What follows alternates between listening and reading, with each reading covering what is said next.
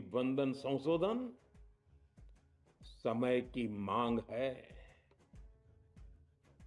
नारी शक्ति वंदन संशोधन उत्तर, दक्षिण, पूरब, पश्चिम सभी राज्यों की, हर राज्य की शक्ति में समान वृद्धि का प्रयास था।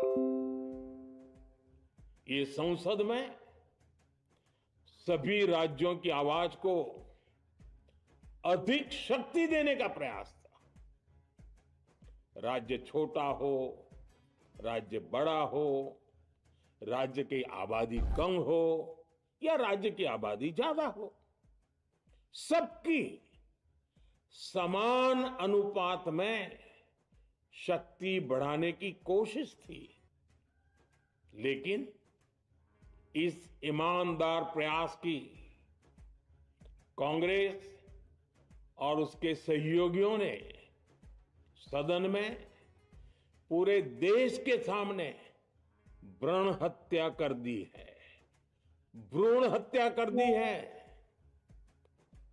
ये Congress, TMC, Samajwadi party, DMK जैसे दल इस भ्रूण हत्या के गुनहगार हैं। ये देश के संविधान के अपराधी हैं। ये देश की नारी शक्ति के अपराधी हैं। साथियों, कांग्रेस महिला आरक्षण के विषय से ही नफरत करती है। उसने हमेशा से ही महिला आरक्षण को रोकने के लिए षड्यंत्र किए हैं। इस दिशा में पहले जितनी बार भी प्रयास हुए, हर बार कांग्रेस ने इसमें रोड़े अटकाए हैं।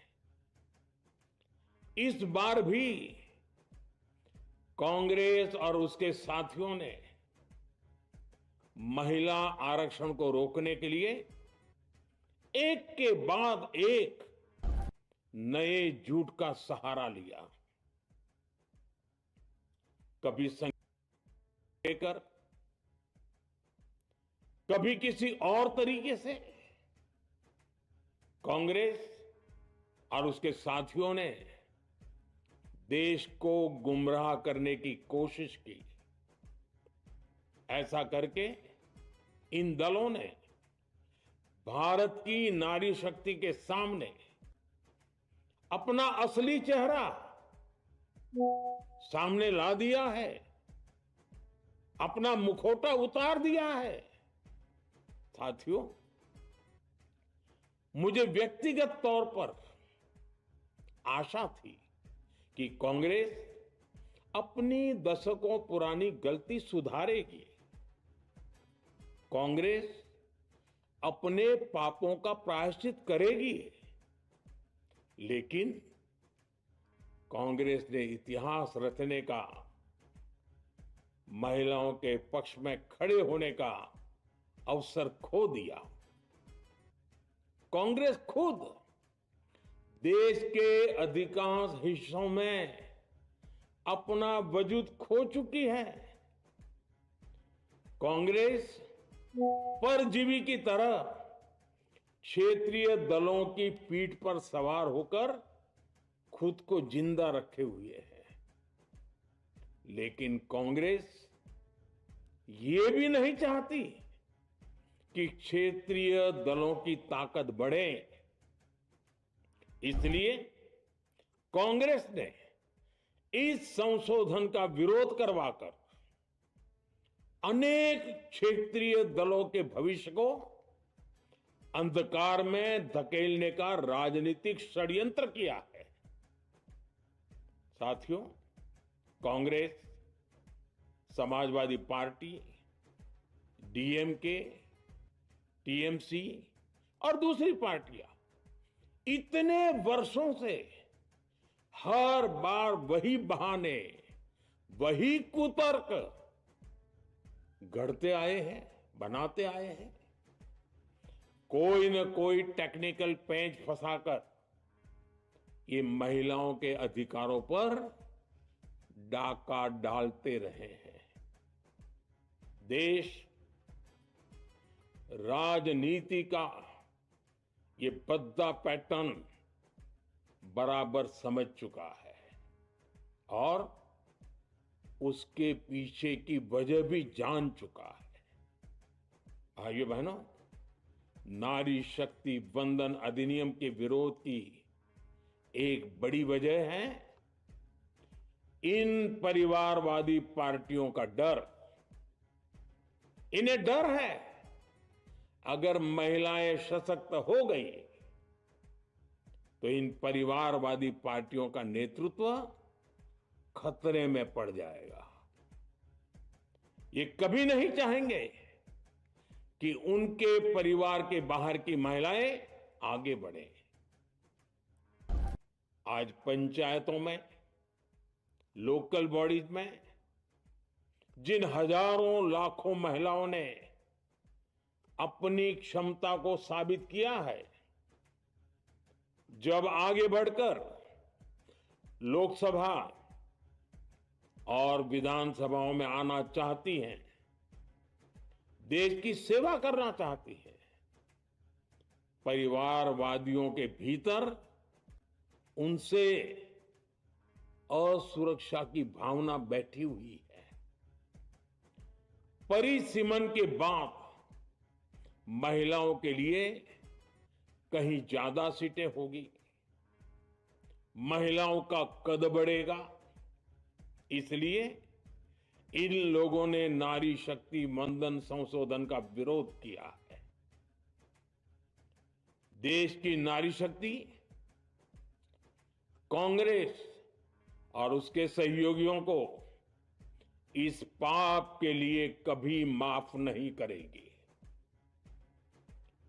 मेरे प्रिय देशवासियों, कांग्रेस और उसके साथी दल डिलिमिटेशन पर लगातार झूठ बोल रहे हैं।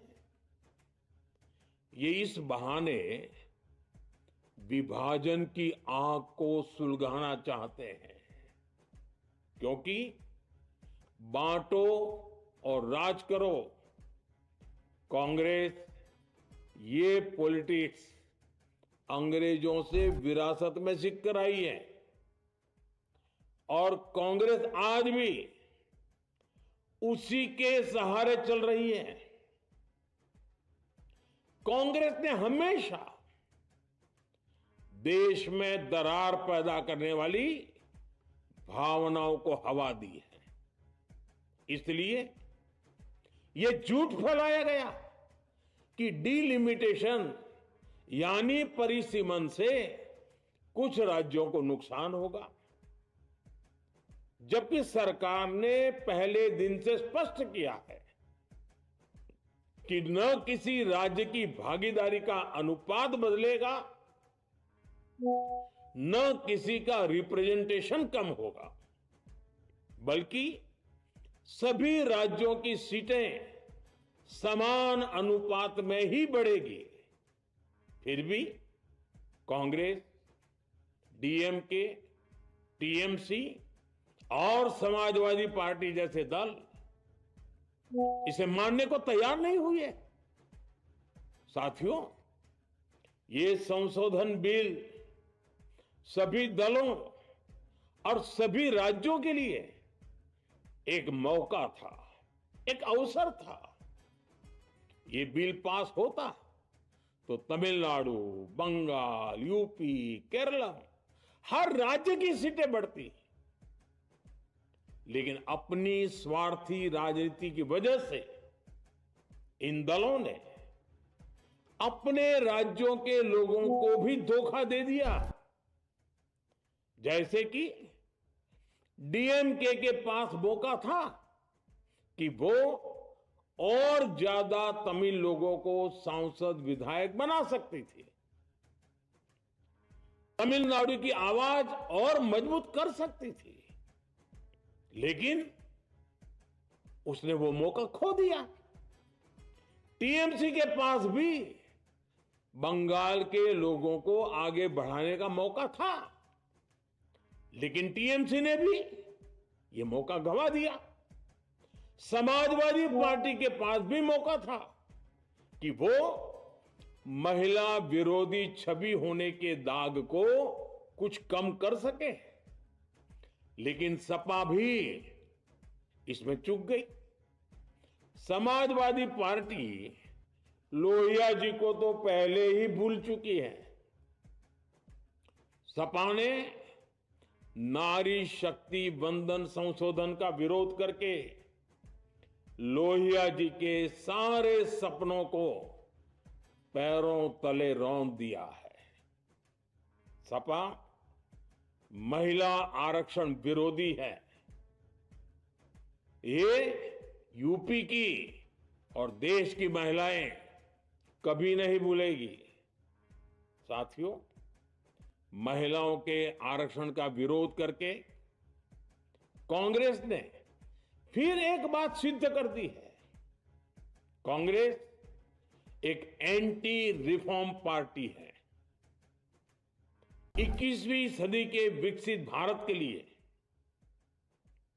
जो भी निर्णय, जो भी रिफॉर्म जरूरी है, जो भी निर्णय देश ले रहा है, कांग्रेस उन सब का विरोध करती है,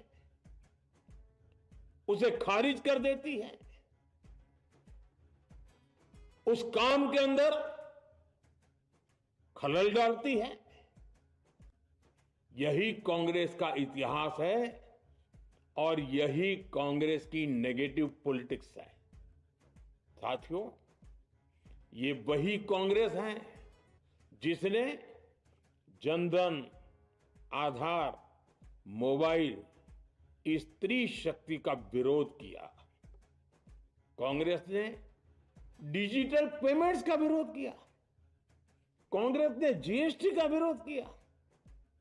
कांग्रेस ने सामान्य वर्ग के गरीबों को आरक्षण का विरोध किया। कांग्रेस ने ट्रिपल तलाक के विरुद्ध कानून का विरोध किया। कांग्रेस ने आर्टिकल 370 हटाने का विरोध किया। हमारा संविधान, हमारे कोर्ट जिस यूनिफॉर्म सिविल कोड, समान नागरिक आचार संहिता को, यूसीसी को जरूरी बताते हैं, कांग्रेस उसका भी विरोध करती है। रिफॉर्म का नाम सुनते ही कांग्रेस विरोध की तख्ती लेकर दौड़ पड़ती है। ऐसा कोई भी काम जिससे देश मजबूत होता है, कांग्रेस उसमें बाधाएं खड़ी करने के लिए पूरी शक्ति लगा देती है। Congress one nation one election का विरोध करती है। कांग्रेस देश में घुसपैठियों को भगाने का विरोध करती है। कांग्रेस मतदाता सूची के शुद्धिकरण, एसआईआर का विरोध करती है। कांग्रेस वक्फ बोर्ड में रिफॉर्म का विरोध करती है। साथियों, कांग्रेस ने शरणार्थियों को सुरक्षा देने वाले सीएए कानून तक का विरोध किया। इस पर झूठ बोलकर, अफवाहें फैलाकर देश में बवंडर खड़ा कर दिया। कांग्रेस माओवादी नक्सली हिंसा को समाप्त करने के देश के प्रयासों में भी रुकावटें डालती है। कांग्रेस का एक ही पैटर्न रहा है, कोई भी रिफॉर्म आए तो झूठ बोलो, भ्रम फैलाओ। इतिहास साक्षी है, कांग्रेस ने हमेशा यही नेगेटिव रास्ता चुना है।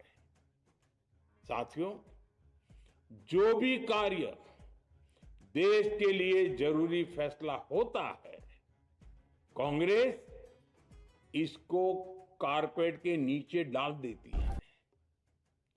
कांग्रेस के इसी रवैये की वजह से भारत विकास की उस ऊंचाई पर नहीं पहुंच पाया जिसका भारत हकदार है। आजादी के समय उस दौर में हमारे साथ और भी कई देश आजाद हुए थे। ज्यादातर देश हमसे बहुत आगे निकल गए और इसकी वजह थी कि कांग्रेस हर रिफॉर्म को रोककर बैठी रही। लटकाना, भटकाना, अटकाना, यही कांग्रेस का सिद्धांत रहा है, यही कांग्रेस का वर्क कल्चर रहा है। कांग्रेस ने पड़ोसी देशों के साथ सीमा विवादों को लटकाया। कांग्रेस ने पाकिस्तान के साथ पानी बंटवारे से जुड़े विवादों को लटकाया। कांग्रेस ने ओबीसी आरक्षण के निर्णय को 40 साल तक लटकाए रखा। कांग्रेस ने सैनिकों के लिए वन रैंक वन पेंशन को 40 साल तक रोके रखा। साथियों, कांग्रेस के इस रवैये ने हमेशा देश का बहुत बड़ा नुकसान किया है। कांग्रेस के हर विरोध, हर अनिर्णय, हर छल प्रपंच का खामियाजा देश ने भुगता है, देश की पीढ़ियों ने भुगता है। आज देश के सामने जितनी भी बड़ी चुनौतियां हैं, वो कांग्रेस के इसी रवैये से उपजी हुई है। इसलिए ये लड़ाई सिर्फ एक कानून की नहीं है, ये लड़ाई कांग्रेस की उस एंटी रिफॉर्म मानसिकता के साथ है, जिसमें सिर्फ नेगेटिविटी है, नकारात्मकता है। और मुझे इसमें कोई संदेह नहीं है कि देश की सभी बहनें बेटियां कांग्रेस की इस मानसिकता को करारा जवाब दे के रहेगी। साथियों, कुछ लोग देश की महिलाओं के सपने टूटने को सरकार की नाकामी बता रहे हैं, लेकिन ये विषय कामयाबी या नाकामयाबी क्रेडिट का था ही नहीं। मैंने संसद में भी कहा था, आधी आबादी को उनका हक मिल जाने दीजिए, मैं इसका क्रेडिट विज्ञापन छपवाकर विपक्ष के सभी लोगों को दे दूंगा। लेकिन महिलाओं को दकियानुसी सोच से देखने वाले फिर भी अपने झूठ पर अड़े रहे, कायम रहे। साथियों, नारी शक्ति को भागीदारी दिलाने की लड़ाई दशकों से चल रही है। वर्षों से मैं भी इसके लिए प्रयास करने वालों में से एक हूं। कितनी ही महिलाएं ये विषय मेरे सामने उठाती रही है, कितनी ही बहनों ने पत्र के द्वारा मुझे सारी बातें बताई हैं। मेरे देश की माताएं, बहनें, बेटियां, मैं जानता हूं आज आप सब दुखी हैं, मैं भी आपके इस दुख में दुखी हूं। आज भले ही बिल पास कराने के लिए जरूरी 66% वोट हमें नहीं मिला हो, लेकिन मैं जानता हूं देश की 100%, 100% नारी शक्ति का आशीर्वाद हमारे साथ है। मैं देश की हर नारी को विश्वास दिलाता हूं, हम महिला आरक्षण के रास्ते में आने वाले हर रुकावट को खत्म करके रहेंगे, हटा करके रहेंगे। हमारा हौसला भी बुलंद है, हमारी हिम्मत भी अटूट है और हमारा इरादा भी अड़िग है।